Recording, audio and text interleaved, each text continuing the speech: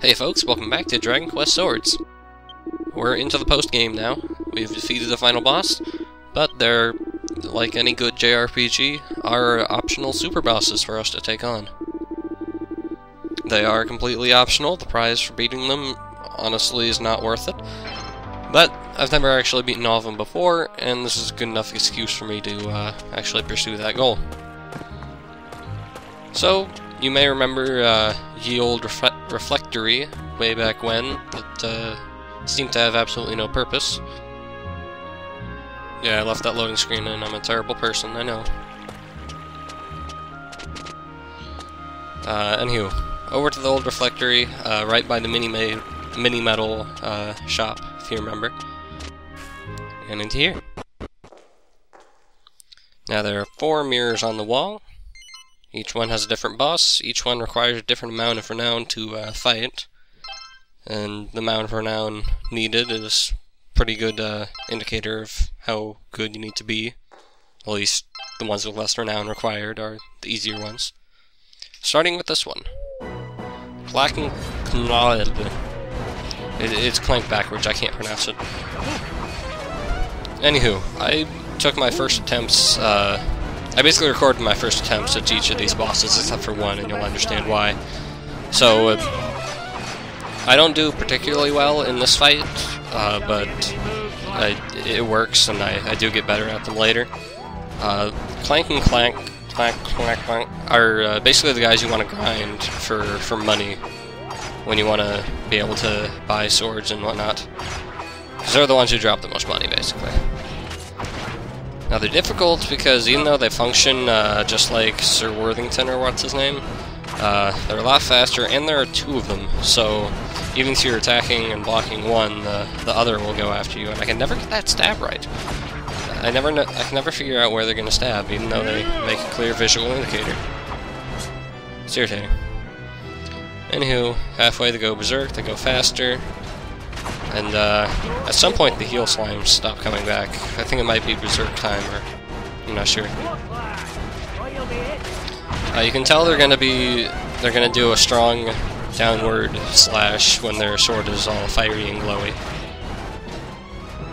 And as you can see, this may look like a total clusterfuck to you. It is. Don't worry. You get used to it.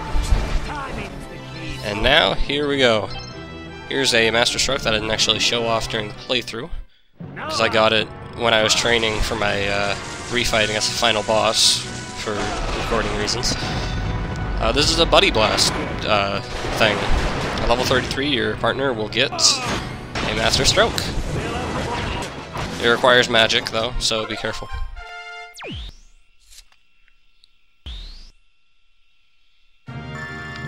So each mirror boss will drop a lucky bag with it, and I was so close to an S rank. I was so goddamn close.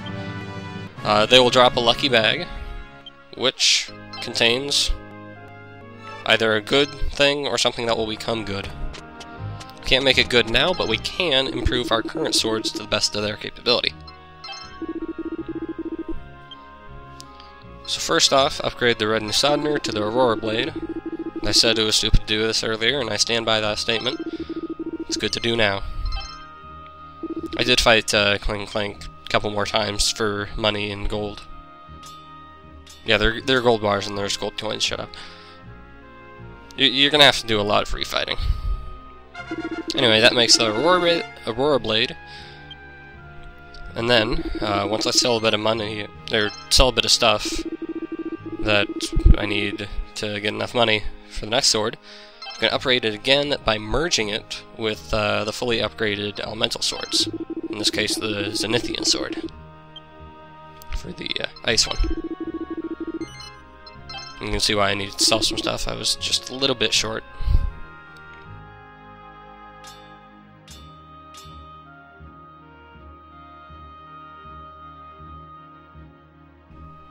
And ta-da, we have the best item that we're gonna get for a while now.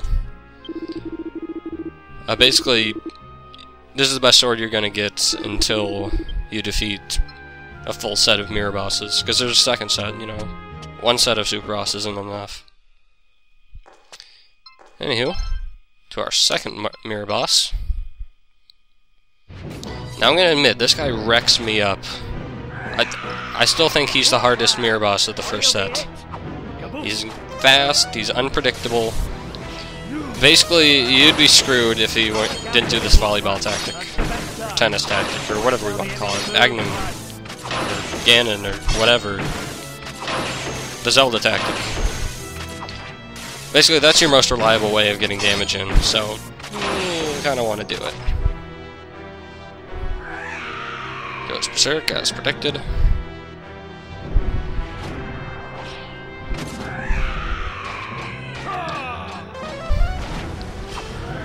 So yeah, he's goddamn fast. And as you may have noticed, the mirror bosses are recolors of previous bosses. Only one mirror boss isn't, and that one has a recolor later, so they're not particularly imaginative, but this is Square Enix we're talking about. They do that in Final Fantasy as well, and that's their baby. Also, you can hit him while he's flying by, and that's a good tactic, but I suck at it. I do it in future attempts, but you don't get to see them because that's boring. And I want to get rid of that Cure Slime, because I don't want him healing.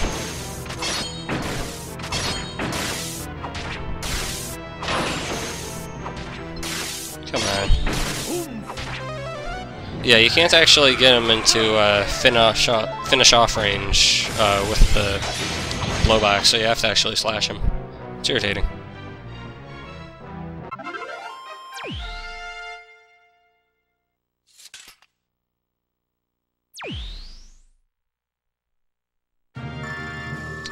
And this one, A rank is the best I've gotten. I've gotten higher scores than this, but A rank is the best I've gotten. Also drops. A very nifty lucky bag once we get there, come on. Best armor. Or second best armor, really, but best you're gonna have for a while. Third mirror boss is probably the most irritating, although not the hardest. Hello, it's a King Metal Slime. It runs around at the speed of sound, and basically each slash does 1 damage no matter what you do. You gotta slash him enough times. And if your crackles don't do anything, sorry. And best of all, if you don't kill him within 30 seconds, he runs away. So, as you're gonna see, I got right up close to that. This is actually my second attempt at him, because, yeah. He's a shit ton of experience, so once you can kill him reliably, though, he's a great place to grind. See, 29 seconds. One more second, he would run away. But there we go, A rank. And he also gives us a nice lucky bag drop. Sweet Helm.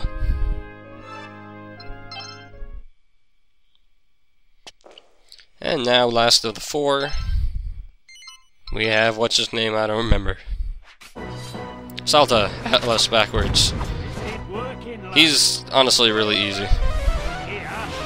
Like, he's not particularly fast in terms of swinging his club, or hammer, or whatever. He'll recover from, like, a stun lock pretty quickly, but not too bad. Unless I'm mistaken, Drackies won't heal him, so it's pretty easy there. They do respawn, like, immediately, so it's barely even worth killing him.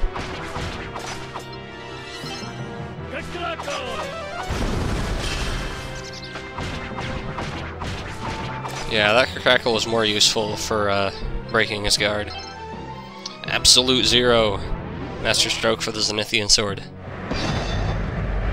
It's the one I'm going to be primarily relying on.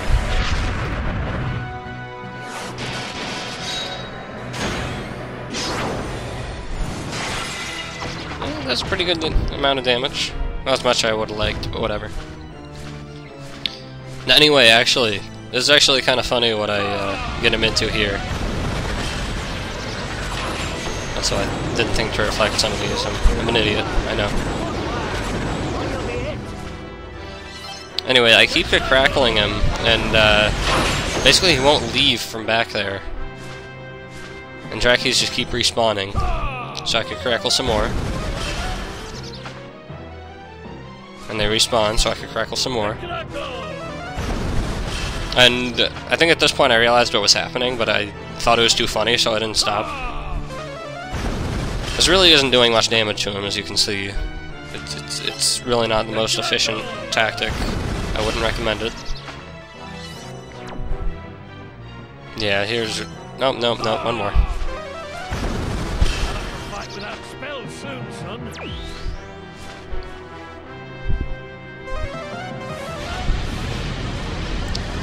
And hello, here's his laser breath, laser eye thingy power.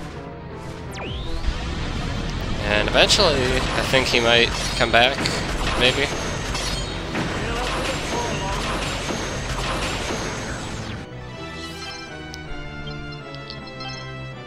So now I just need to wait for him to come up. There we go. And death blow.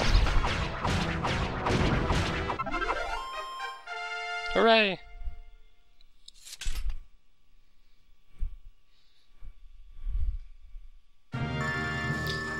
And, yeah, I still do pretty darn well considering the time-wasting shenanigans I did there. And this guy drops not quite a good loot, but, yeah, an accessory. It actually increases slashing power by 10%, which is nice.